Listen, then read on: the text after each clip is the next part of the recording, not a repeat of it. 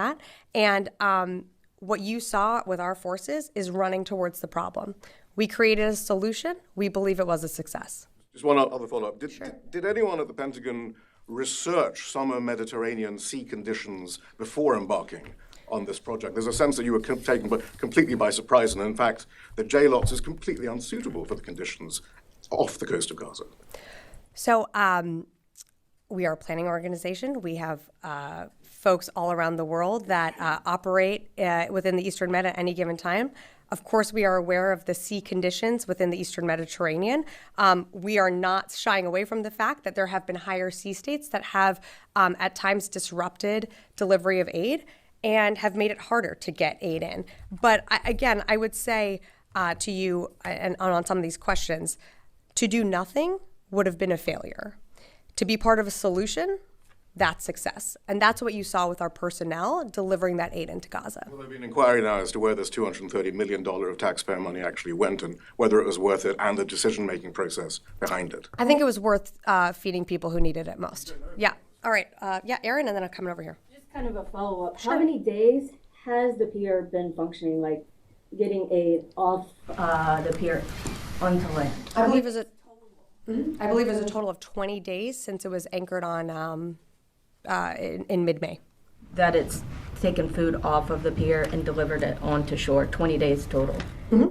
Well, two separate things. So the functionality of the pier, it's been operable for about 20 days.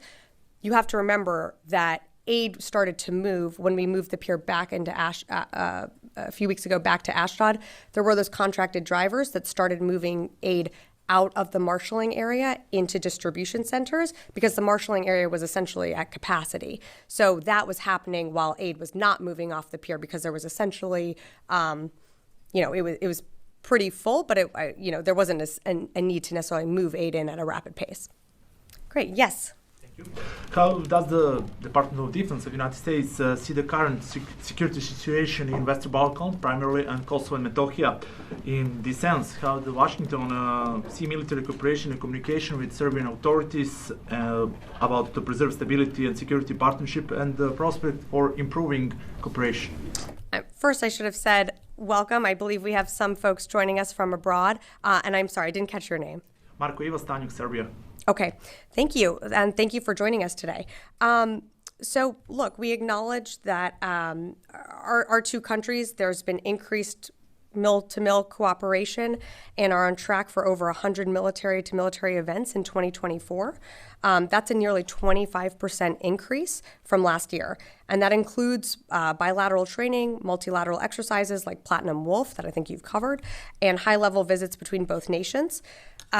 Serbia's active cooperation with NATO is also a cornerstone of our defense relationship, enabling the Serbian armed forces valuable contributions to global security through participation in numerous EU and UN peacekeeping missions. So we're going to continue to further deepen our cooperation and through mutually beneficial bilateral, multilateral exercises. Current situation in Western Balkan, primarily Kosovo and Metohija. So we acknowledge that there certainly are tensions within the Western Balkan region, and it's certainly over the past 2 years. This heightened concern certainly underscores our ongoing cooperation and partnership in ensuring regional stability. So we're going to continue to monitor that. Rio, and then I'll happily come to you. Thank you, Sabrina. Yeah. My question is about Japan. So there are some media reports that the U.S. Navy's Ospreys will be deployed at the U.S. base in Iwakuni, Japan for the first time. So could you please confirm the report? And also this month, DoD has announced its modernization plan to upgrade U.S. tactical airplanes in Japan. So is the potential deployment of Navy's Ospreys in Japan related to this DoD's aircraft modernization plan? I'm so sorry, Rio. I'm just not going to have a ton for you right now. I haven't seen that report that you referenced, so I just really can't comment on that. We're always looking for ways to modernize our forces, but I just don't have anything more to add to what you had asked. I'm so sorry. We're happy to get back to you on that. Yes. Biljana Obradović, Republika Srpski Telegraph. I am from Serbia, so my question will be about Serbia. Can we expect some hardware procurements from USA, and what can be done in that direction between two countries? So as Serbia continues to modernize its military, we believe that the preferred option for procurement would be NATO interoperable equipment and systems. This aligns with Serbia's goals and presents significant advantages, and you're seeing that also, as we're continuing to arm Ukraine. It's about NATO interoperability, which is incredibly important. And so while U.S. and European equipment may require a higher initial investment, it ensures right now the long-term benefits through streamlined training, maintenance, and interoperability. Great. Yes. Hi. Please, could you explain something about Western Balkans too? Because I am from Serbia too, journalist for Kurir. Is Bosnia and Herzegovina or Kosovo and Metohija greater security risk in the Western Balkans? So as I mentioned before, we're certainly aware of the heightened tensions within the Western Balkans, and we believe that stability and security is vital. Both Kosovo, Bosnia, Herzegovina, they each face distinct challenges. And so our role is that we are committed to supporting their paths to greater cooperation and prosperity, and we're going to continue to work closely on that. Okay, yes, and then I'll come to Louis. Thank you. Japan's defense ministry announced today, actually yesterday in Japan, mass discipline, including the personnel who treated classified information improperly. Is there serious concern in the Pentagon, especially when U.S. and Japan have been trying to construct a robust system of information sharing?